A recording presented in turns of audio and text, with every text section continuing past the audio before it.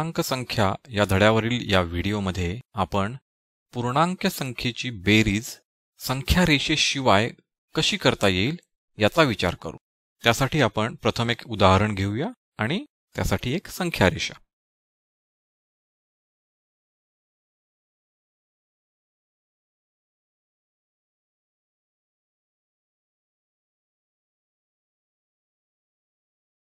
माझ्याजवळ 4 रुपये आहेत आणि मला माझ्या भावानी अजून 3 रुपये दिले, तर आता माझ्याजवळ किती रुपये होतील हे दाखवण्यासाठी आपण 4 अधिक धन 3, कारण हे पैसे मला मिळालेले आहेत म्हणून हे मी धनसंख्येच्या स्वरूपात दाखवणार आहे। आपल्याला माहिती आहे, जेव्हा एखादी धनसंख्या आपण कोणत्याही संख्येत मिळवतो तेव्हा आपण उजवीकडे जातो। 4 पासून सुरुवात करूया आणि 3 एकक उजवीकडे जाऊया, म्हणजे आपण धन 7 ला पोहोचलो, म्हणजे त्याचे उत्तर धन 7। आता या 7 रुपयामधील 6 रुपये मी माझ्या अजून एका मित्राला उसने दिले, तर आता माझ्याजवळ किती पैसे राहतील?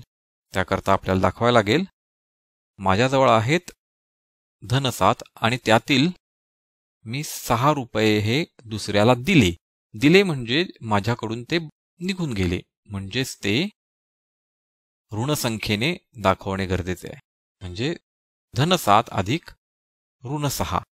आणि आपल्याला माहिती आहे, जेव्हा आपण ऋण संख्या एखाद्या संख्येमध्ये मिळवतो तेव्हा आपण डावीकडे जातो, म्हणजेच 6 एकक मला आता डावीकडे जायचे। 1 2 3 4 5 6।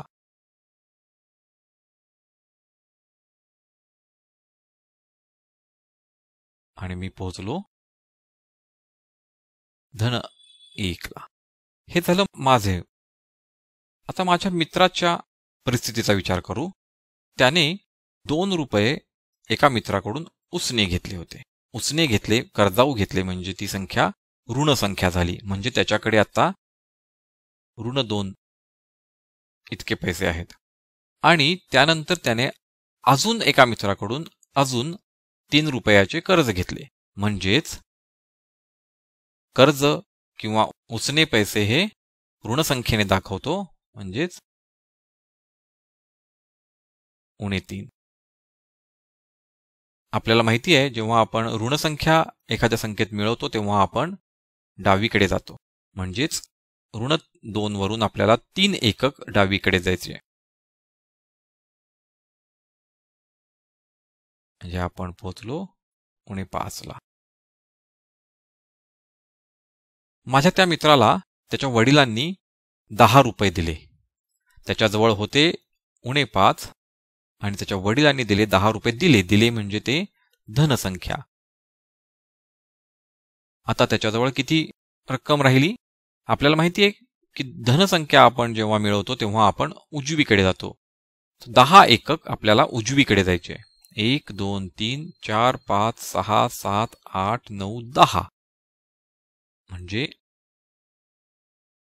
इथून आपण पोहोचणार आहोत धन 5 ला।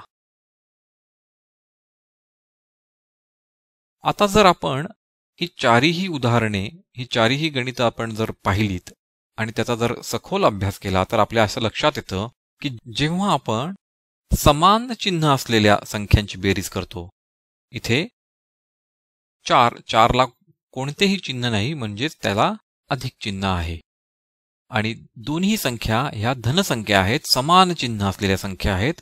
जेव्हा आपण त्यांची बेरीज करतो तेव्हा त्यांचं चिन्ह विसरून आपण त्या दोन संख्यांची बेरीज करायची, म्हणजे 4 अधिक 3 आपल्याला मिळतात 7, आणि त्यांना त्यांची जी स्वतःचं चिन्ह आहे तेच चिन्ह कायम ठेवायचं। या इथे पाहू आपण उणे 2 अधिक उणे 3 दोन्ही चिन्ह तीच आहेत, समान आहेत। उणे उणे दोन्हीकडेही ऋण संख्या आहेत, दोन्ही चिन्ह वजाबाकीची चिन्ह आहेत ऋण संख्या असल्यामुळे, आणि तेव्हा आपण त्यांचं चिन्ह विसरून, म्हणजे याचं चिन्ह विसरलं तर ही संख्या होते 2, याचं चिन्ह विसरलं तर ही संख्या होते 3, 2 अधिक 3 होतात 5 आणि त्यांचं जे चिन्ह आहे ते चिन्ह आपण त्या उत्तराला देतो. म्हणजेच समान चिन्ह असलेल्या पूर्णांक संख्यांची बेरीज करताना चिन्ह बाजूला ठेवून, चिन्ह विसरून त्या संख्यांची बेरीज करायची आणि त्यांना जी काही चिन्ह होतं ते चिन्ह त्यांना द्यायचं. इथे दोन्हीही अधिक धनसंख्या होत्या त्यामुळे उत्तर सुद्धा धन असेल. इथे दोन्हीही ऋण संख्या होत्या त्यामुळे उत्तर सुद्धा ऋण आहे. पण इथे पाहू आपण, तर इथे काय होतं, एक संख्या धन आहे, एक ऋण आहे आणि त्यांची बेरीज आपण करत आहोत.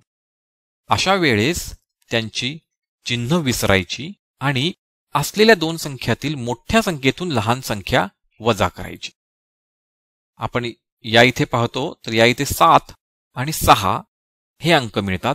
7 हा 6 पेक्षा मोठा आहे त्यामुळे 7 मधून 6 वजा केले की मिळतात 1.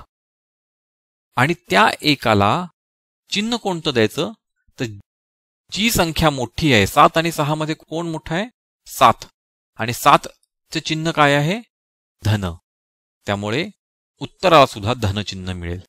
मोठ्या संख्येचं चिन्ह उत्तराला मिळणार आहे. इथे पाहू आपण, 1 ऋण 1 धन संख्या, चिन्ह विसरलं तर हे 5, हे 10. 10 मधून 5 वजा करायचे, 10 मोठ्या संख्येतून लहान संख्या वजा करायची. 10 मधून 5 वजा केल्यावर मिळाले 5 आणि उत्तराला चिन्ह हे मोठ्या संख्येचं द्यायचं. इथे मोठी संख्या धन संख्या आहे त्यामुळे उत्तर सुद्धा धन येणार. काही आपण अजून गणित करू आणि त्यावरून आपल्याला हे जास्त व्यवस्थित समजेल. इथे आपण पाहतो दोन्ही संख्या ऋण संख्या आहेत. जेव्हा दोन्ही समान चिन्ह असतं तेव्हा त्याची आपण बेरीज करतो. दोन्ही संख्या ऋण संख्येचे चिन्ह विसरून जाऊ. 7 आणि 3 यांची बेरीज आहे 10 आणि उत्तराला चिन्ह मिळणार आहे या दोन्ही संख्यांचं, म्हणजेच ऋण 10. आता या उदाहरणामध्ये 1 ऋण आणि 1 धनसंख्या आहे. भिन्न चिन्ह आहेत. जेव्हा भिन्न चिन्ह असतात तेव्हा आपण वजाबाकी करतो. म्हणजेच याचं चिन्ह विसरलं तर हा अंक होतो 7 आणि याचं चिन्ह विसरलं तर हा अंक होतो 3. 7 आणि 3 मध्ये 7 मोठा आहे म्हणून 7 मधून 3 वजा केले. 7 मधून 3 वजा केल्यावर मिळाले 4. आणि आता याला चिन्ह द्यायचं आहे आपल्याला. तर या दोन्ही मधील मोठी संख्या कोणती आहे, 7. 7चं चिन्ह वजा ऋण 4. अजून एक उदाहरण घेऊ. इथे या संख्येचं चिन्ह आहे अधिक, याचं आहे वजा. भिन्न चिन्ह म्हटले की वजाबाकी.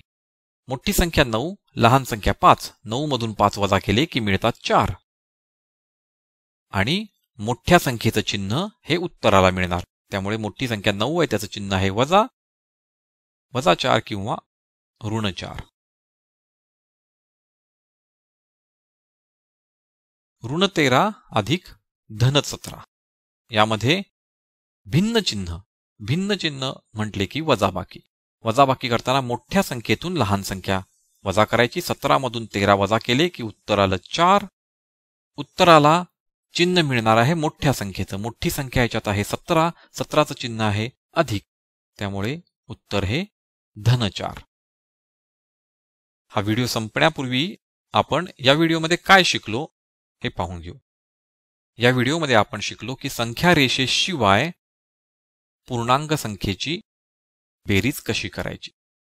आणि आपल्याला लक्षात आलंय की बेरीज करताना जर दोन्ही संख्येचं चिन्ह समान असेल तर त्या दोन्ही संख्यांची बेरीज करायची, चिन्ह विसरून बेरीज करायची आणि उत्तराला त्या संख्येचं चिन्ह द्यायचं.